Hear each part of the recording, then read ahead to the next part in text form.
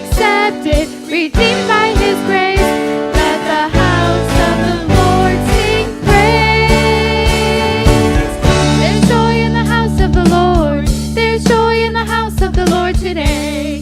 And we won't be quiet. We shout out your praise. There's joy in the house of the Lord. Our God is surely in this place. And we won't be quiet. We shout out your praise. There's joy in the house of the Lord. There's joy in the house of the Lord today. And we won't be quiet. We shout out your praise. There's joy in the house of the Lord. Our God is surely in this place. And we won't be quiet. We shout out your praise. You may be seated.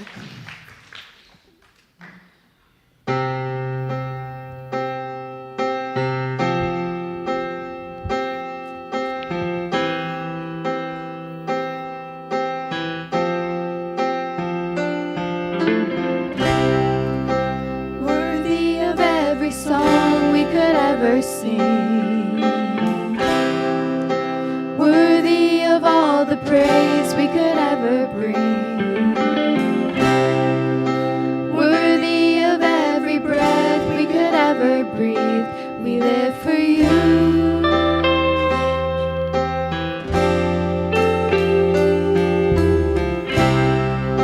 Jesus, the name above every other name.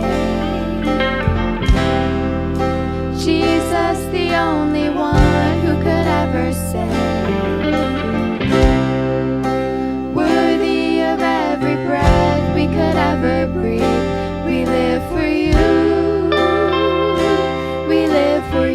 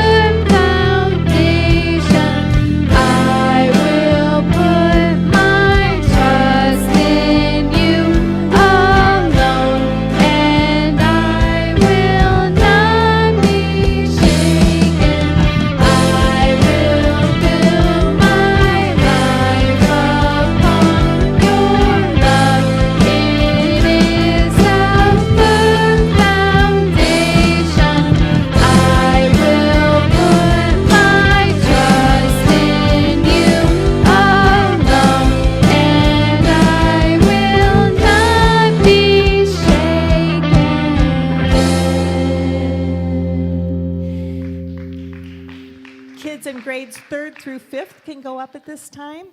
We just want to welcome everyone here today. We ask that you look in the bulletin, see the things that are coming up, and participate in as much as you can.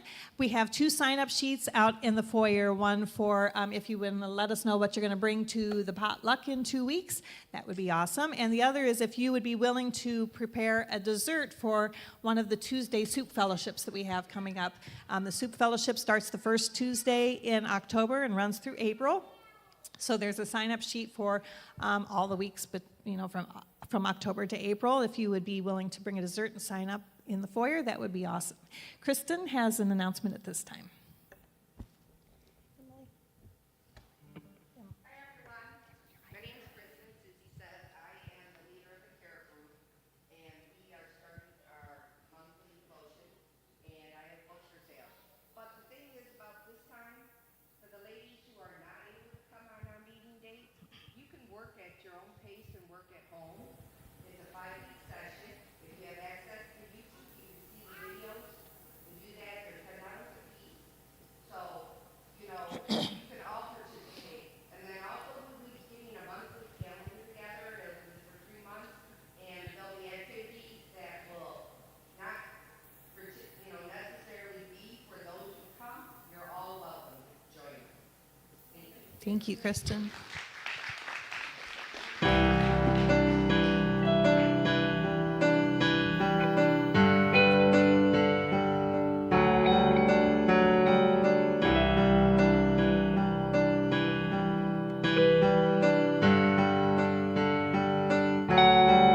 Here in this room, here in this very moment, Lord, there is so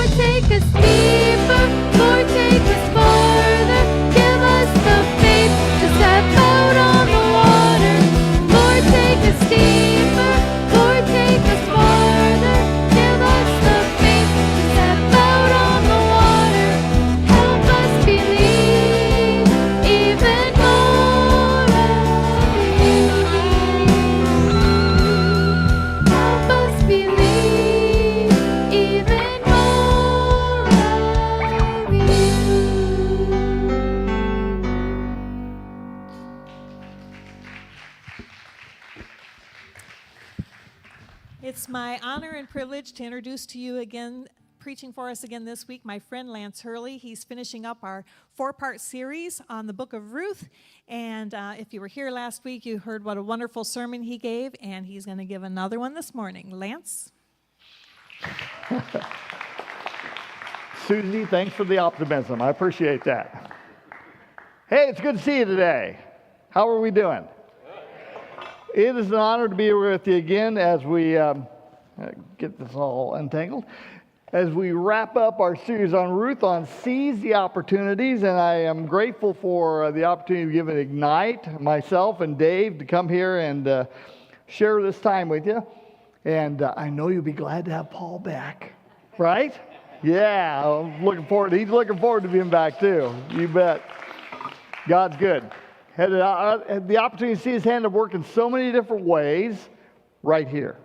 Okay, your prayers have been answered, and we trust it will continue to be. So today we're going to look at seizing opportunities that go into the future, that affect our future. To begin with, I took this picture back in March. Now, we have our lawn treated for these beautiful little yellow flowers, but for some reason, this one slipped through. Now, I know what happens when these things slip through, right? Dandelions have often been used to describe what the Christian life ought to be for followers of Jesus. These are hardy, their roots run deep, they transform, and they spread everywhere, right? So I took this picture not long after that. That is not my lawn, okay? But I took this picture of a house in Chicago. I was doing some prayer walking through this neighborhood in Chicago, and I know what happened. I know there was once one flower out in that yard, right? And that one flower was allowed to grow and spread until you see this. And I'm sure the entire neighborhood loves this person, right? But you know what happens, right? Seeds, beautiful, the profound effect one seed can have. We see it all the time. So I brought something with me today. I brought my seed spreader. Okay? Now, I use this to seed our food plot for deer. I hunt deer out in western Illinois. So what I do, I fill this thing up, and I just walk along like this. And seeds go everywhere. And I know wherever the seed hits, it has the opportunity to be planted, to put down roots, to grow, and spread, right? That's what seeds do. And today we're going to look, I think, at a key opportunity that every one of us have. And it's all going to revolve around one word. The word is legacy. Legacy. See, what I realize is the seeds we plant with our lives have the ability to have a profound effect not only on ourselves, but everyone our road connects with. So, I have a picture of my family here. Good-looking bunch, huh? Our fourth grandchild is inside Amber and on the left in that picture, okay? So we have 4 grandchildren there. And so when I think of legacy, that's what I think of. I think of family. So I brought my chain with me today. Got 3 objects we're going to look at today. Okay, I brought my chain. I use this to symbolize what legacy looks like. Because every link in this chain can be another family unit. So think backward. You think of great-grandparents we had, and grandparents, and parents, and so forth. So I go backwards. Think of forward. Think of myself. I think of my children, my boys. Those are my 3 boys there. I have, my oldest son is almost 40. He's 39. I have twin sons that are 37. But then I think of grandchildren. I think of great-grandchildren and great-great-grandchildren. See, it's all talking about legacy. And what I realize is the seed we plant can have a profound effect on those in our line of family and friends and connections. In fact, I was talking with my daughter-in-law not too long ago, and I said, I really wonder what I want to pass along to my family. And I said, as I was thinking about this, I started praying about it. And one verse came to mind. Verse from 1 Corinthians 13:13, which says this, and now these 3 things remain, faith, hope, and love. And the greatest deeds of love. And I told Crystal, I said, you know, if I could pass those 3 things along to my children and my grandchildren, I'll have given them some important anchor points for the future. So today, we're going to look, as we journey through Ruth, as we complete the journey today, we're going to see these 3 things lived out in the life of Boaz. Okay, and Boaz was the person who became the husband of Ruth, and because he chose to follow God, he left a legacy that continues to bless each of us today. That's hard to believe, but it's true. You'll see that as we go along. So, through the book of Ruth, we have seen God at work, very specific ways. Last week, you'll remember, we left Ruth at the threshing room floor. She had gone to Boaz, and she had asked him to be her kinsman redeemer. Naomi, when Ruth came home, said, well, that man will not rest until he makes sure something happens today. So Ruth had asked her to be him to be her husband and protector. And Boaz accepted the proposal. However, he told her, there is one man who is closer in line as a kinsman redeemer. So I'm going to take this to him. If he doesn't want to do it, I'll step up. I'll do it.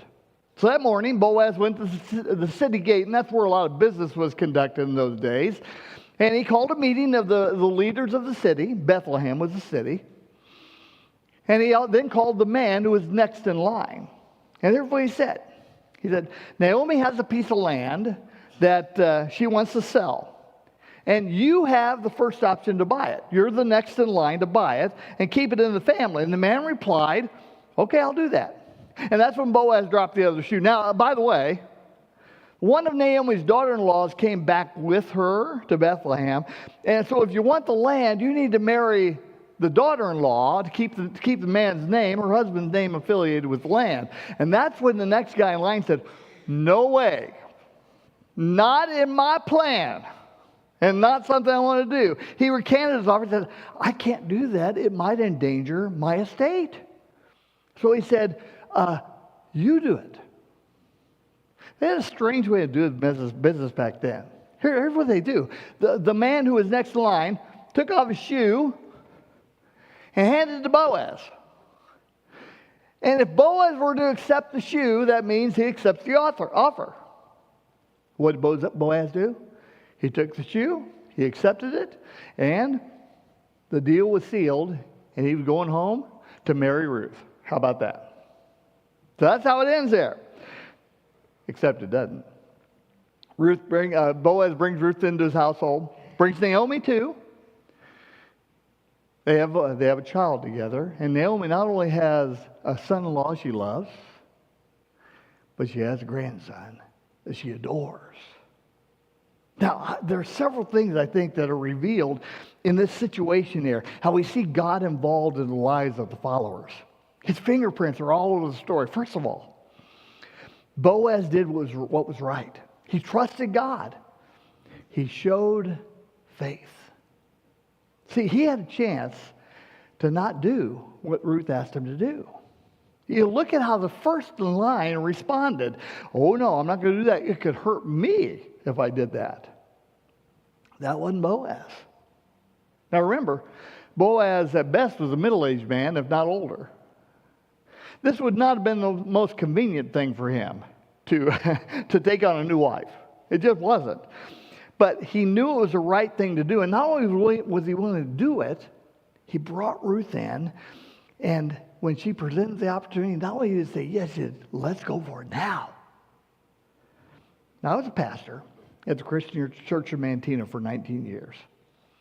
And I told you last week about how Bob Sloniger was a mentor of mine, how he blessed my life in that role. I still remember, we'll go back to Crossroads moment, the first chapter of Ruth, the Crossroads moment.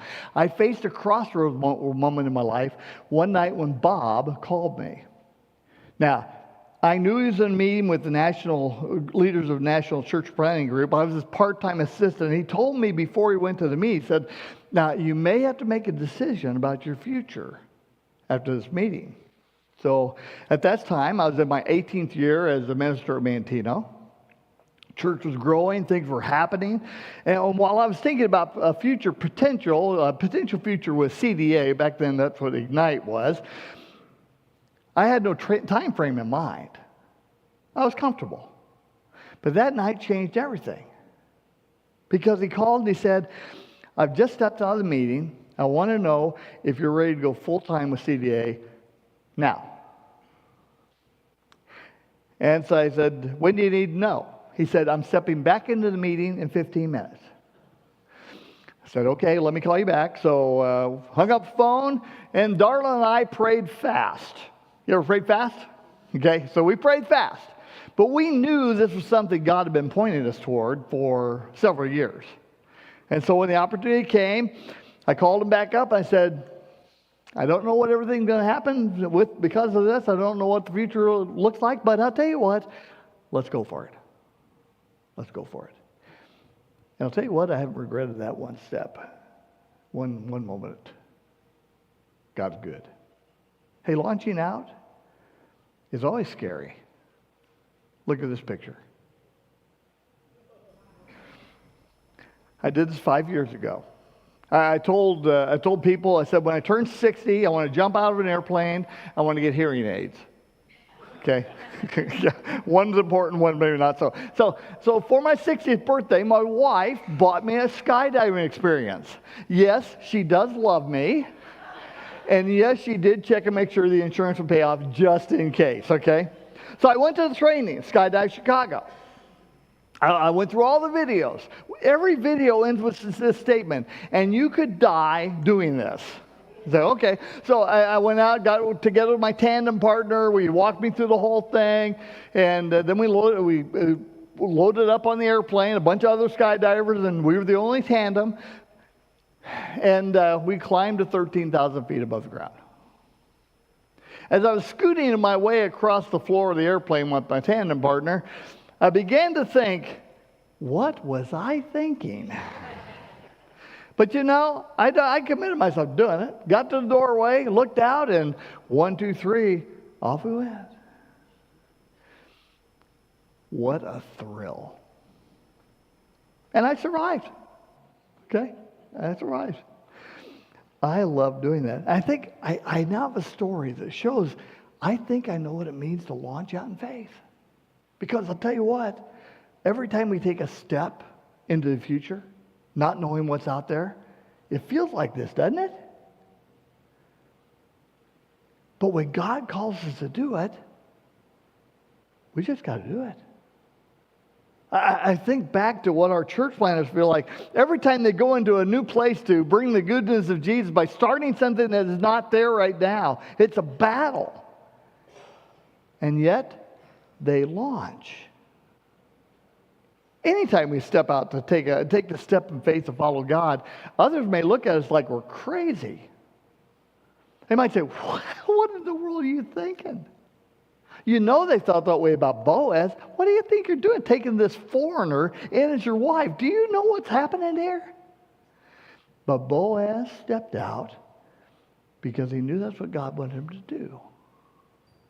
Faith. Second thing I see is he changed Ruth's life completely with his love. See, Ruth came back to Bethlehem with Naomi, her mother-in-law, not knowing how they're going to be supporting themselves. That's why she went out in the field to glean wheat, like poor people did back then, just to make enough so she'd have food to eat. But that's where she met Boaz. Again, that God incident that put her in that field at that point in time. And that moment changed everything. Because Boaz got a chance to see her for the lady she was. Boaz got a chance to get to know Ruth. And I think Boaz fell in love with this lady. Hey, the seeds we plant, they make a difference. And sometimes we have no idea what's going to happen because of the seeds we plant. Let me give you the names of two guys, Eleanor Edmond and Paul Fisher. Does those sound familiar? Well, let me tell you their story. In 1940, while on a golf trip to Florida, they met a young man. Both these guys were from Chicago. One was a lawyer, one was a businessman. They met a young man who served as their caddy, and they liked him so much that they said, why don't you be our caddy for the whole 2 weeks we're here? Now, the young man was a Bible college student down in Florida, and he invited Eleanor to come and listen to him preach one Sunday. So Eleanor went and listened to him preach. He really liked the guy. And Eleanor's brother was the president of Wheaton College.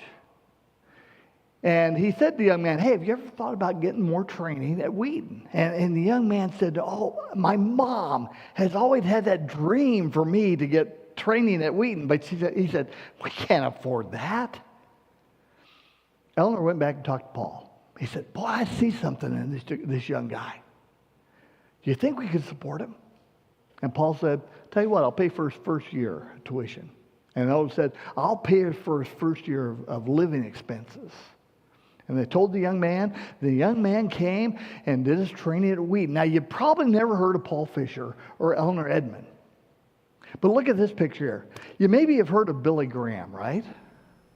Because that's who their caddy was.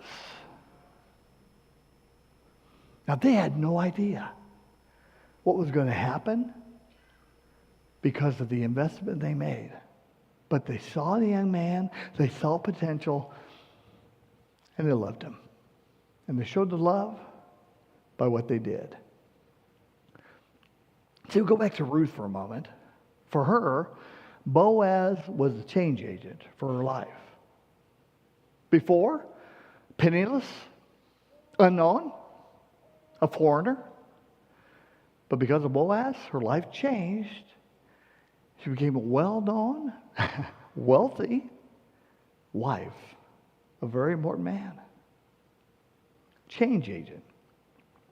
You know what it looks like? Let me show you. Looks like this. So I brought some water with me today. Like I said, I have 3 things for you today. Okay, so we got the seed spreader, we got the chain, and we got a tea bag. Now, I believe this tea bag can influence this water, don't you? Okay, watch.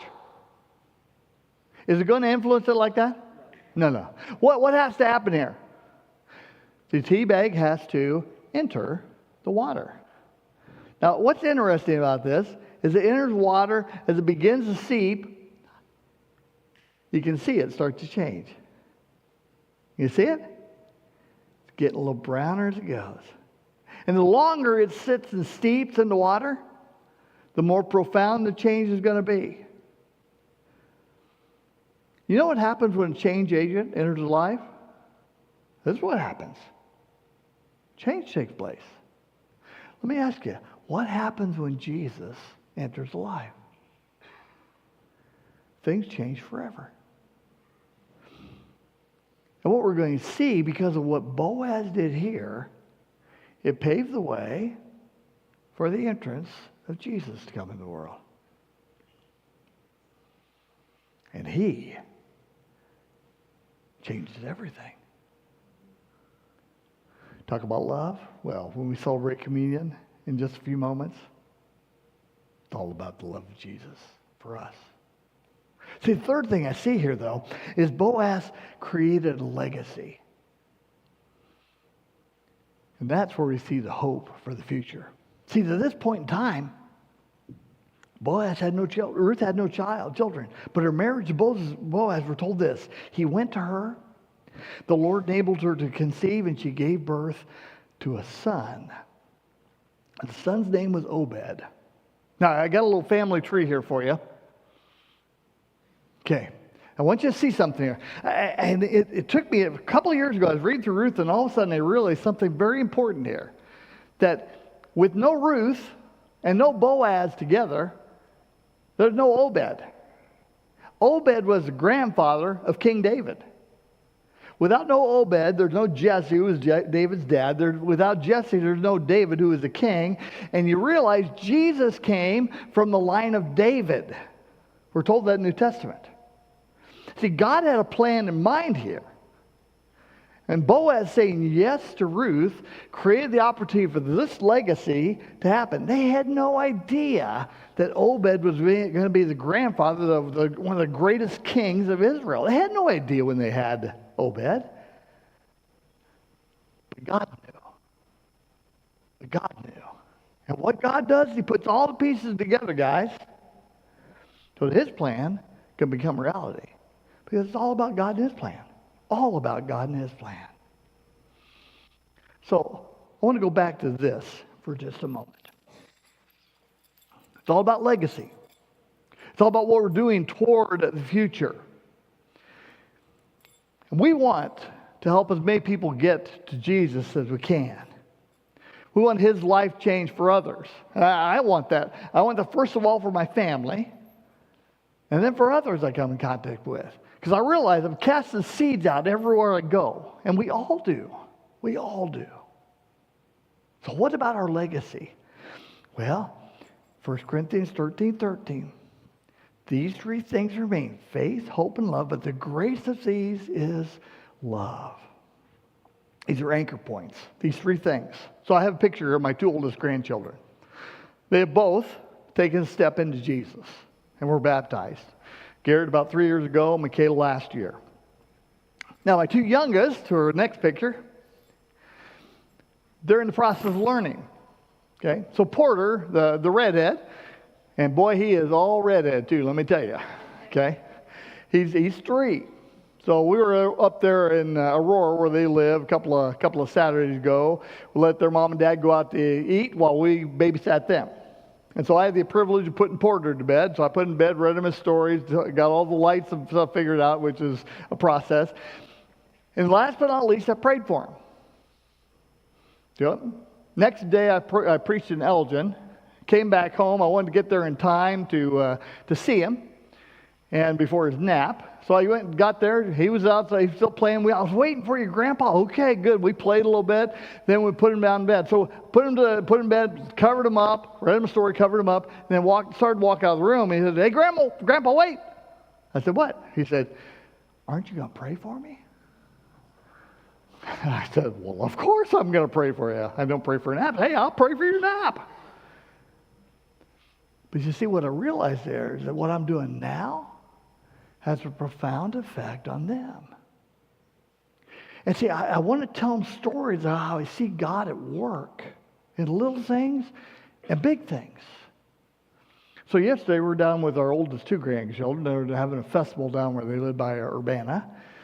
And sitting across the table from my 13-year-old grandson, I said, "Want to hear a God story?" He said, "Yeah." And this just happened on Friday, okay? So I want you to know it's a fresh one. A couple of Sundays ago, I was in Elgin preaching. One of the guys out at church said, "Hey, we got some stuff out in our back storage unit, and I wondered, can new churches use stuff like this?" So I said, "Well, I'll go back and look." So they had all kinds of tables and chairs for youngsters and little sound equipment stuff. He said, if you need it, Lance, it's yours. I said, "Okay." Didn't think much about it. So yesterday, Friday, I'm traveling down to Urbana when all of a sudden I talked with my board chair. She said, "Hey, a couple of things I want to ask you." I said, "One, would it be all right? We're just getting ready to start a pre-K ministry. Got a lot of kids coming in the area. We want to do this for them." And he said, "Would it be all right if I send an email out to our churches asking if there's any that has extra chairs and tables?" I said, "No, you don't need to do that." I said, "I got an answer for that one right now." I told her what had happened a couple of Sunday before that. And I said, I'll arrange the contacts. I contact the people there at Elgin, contact her, and now they have the tables and chairs they need. Nothing I did other than just make the connection. But I told Garrett, my grandson, I said, "You see what God can do? Little things." He said, "Cool." And we all have stories about how we see God at work, don't we? I'll tell you one more. I woke up one morning this January to find that I wasn't able to write correctly. Later, I couldn't type like I was accustomed to. But it wasn't until Darla mentioned that night after a Zoom call Asked her if I was okay. I said, yeah, why? And she said, you're slurring your words a little bit. We decided to take a run to the emergency room. Nothing was serious was discovered that night, but 2 days later I discovered, I went back for the diagnosis and received it. You have had a stroke. That was in January. And this was not on my radar screen at all. Admitted to the hospital overnight for observation. Darla called the boys. They were all there. And she went home later that night. I'll be honest, I was scared. As I sat in the hospital room that night, overnight, because I was wondering what my limitations were going to be moving forward. I wondered what kind of husband, grandfather, father and grandfather was I going to be able to be? Could I still do my job with Ignite? Or was that going to come to an end? Even bigger, I thought, can I ever do this again?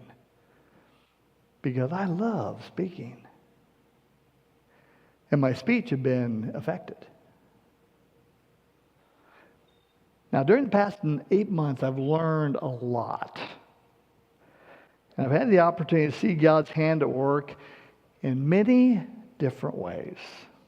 And I've had the opportunity to tell many people about what God's hand at work looks like and what the favor of God looks like. Because I tell people, I have had the favor of God placed on me. And I also know my job's not done yet. I have more to do. And so I just can testify to the mighty power of our Father, our Lord, and the Spirit who lives inside every one of us who follow Him. It's nothing I do. It's all what He has done. How about you? What seeds have people planted in your lives? And what seeds are you issuing out to others? And my question, what legacy do you want to leave for those coming behind you? Each one of us has an incredible opportunity to cast seeds out. And people need to know that God is real, that He loves us, He cares for us, and He is here for us. So, I want you to do several things this week. First of all, I want you to spend a little time and think. I want you to think, what do I want to pass along to those who are around me, to those I influence? So spend some time thinking about this week. Just think, what does God want me to pass along? Because we all have an incredible opportunity to do that very thing. And then secondly, when you discover what that is, pass one thing along to someone this week. Just one. Just one. See what happens. And the last thing, we need to practice long-range thinking, guys. We need to think long game. The old Chinese proverb really works in this situation. When the best time to plant a tree is 20 years ago. The second best time, now. Now. So let's not wait. Let's not wait. Let's plant the seeds that we can do, that we can plant. Let's influence those that we can influence. And let's create a great legacy, not just for ourselves, but for God. Because people need to know the Father is real. Hey, I've enjoyed the book of Ruth. I hope you have too. What a lady she is. What a story she lived. And how we can let it affect us. It's a beautiful thing. Let's pray together. Father, thank you so much for your beautiful gift you've given to us, the gift of Jesus. Thank you that because of Him, we can have a future that is secure. We can have a legacy that is promised, that's beautiful. Lord, I pray you help us realize the seeds we plant have a profound effect. And thank you for the way you have had an effect on us. It's in Jesus' name we praise you. We thank you. Amen. If you've never given your life to Christ, we offer this opportunity today, and we We encourage you to seize the opportunity. As we've been learning about this whole month about seizing the opportunity, today is your day to seize the opportunity to put Christ as the center of your life. Will you please stand with us?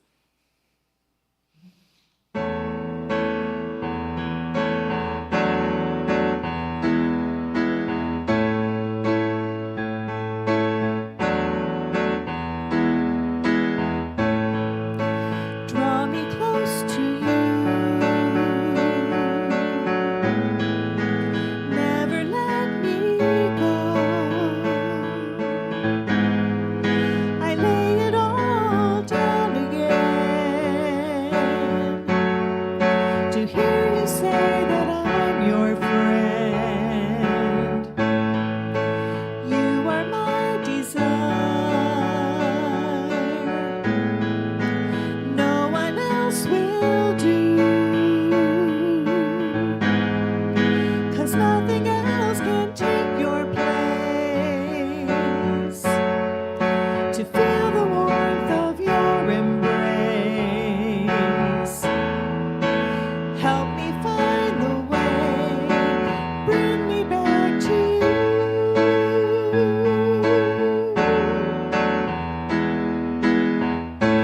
You're all I want.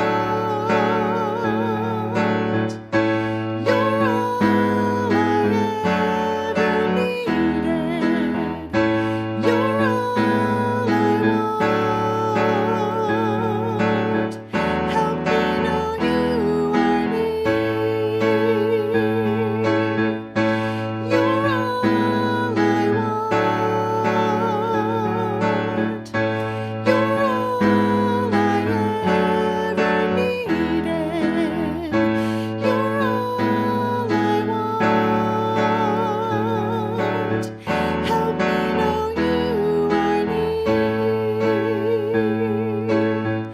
Help me know you are near. You are near. You may be seated.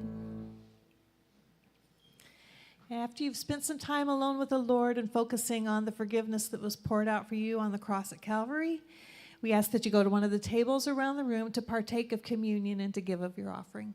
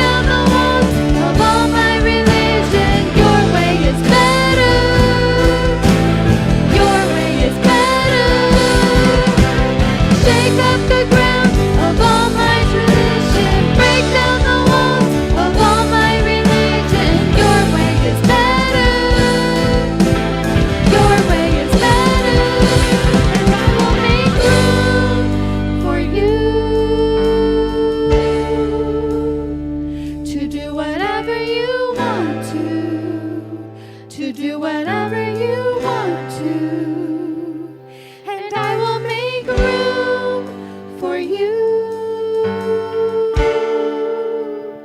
to do whatever you want to do whatever you want to.